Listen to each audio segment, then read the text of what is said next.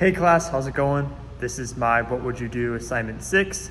So I am attending an environmental justice lecture right now on the environmental protection of Southeast Asian refugees communities in Washington State.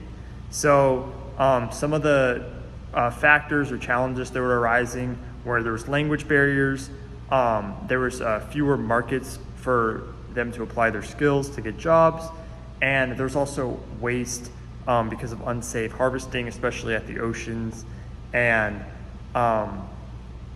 just a bunch of limited access to the safety regulations that the state provides.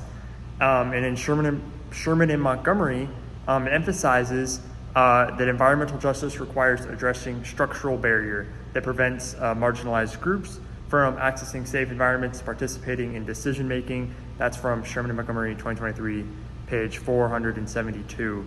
So after reading that, I made my first decision to just ban seafood harvesting on the polluted beaches. And the reason I made this decision is because as I said, there's the high levels of bacteria and contamination in the ocean that it was poisoning the refugees because they didn't know about the health risks, and they're trying to farm their own fish. So just banning the initial seafood harvesting seemed like the best decision.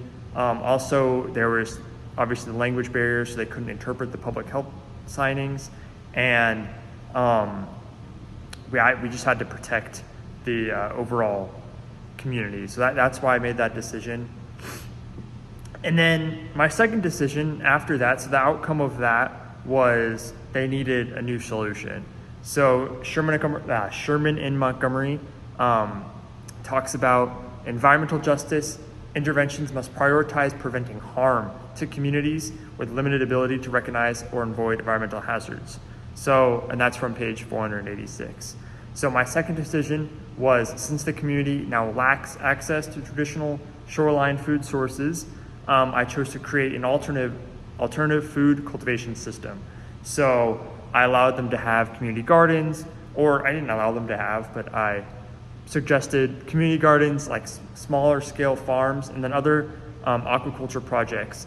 And so the reason I made this decision was because a lot of these Southeast Asian refugees are coming from agriculture backgrounds, and so they value the farming, and I shouldn't just not allow them to farm, but allow them to use their skills to participate in the local food system and make it more sustainable as well, because I said earlier, a lot of the food and the current food marketing was not sustainable and bad for the environment.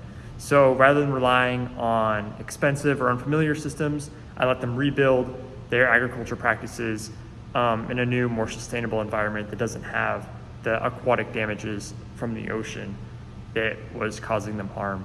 So the outcome was that it was actually more healthier and more inhabitable for the refugees, and there was more stable, culturally meaningful food resources. So that obviously is good. And this approach strengthened the community and ultimately protected them and gave them equal access as the rest of the state of Washington. Thank you.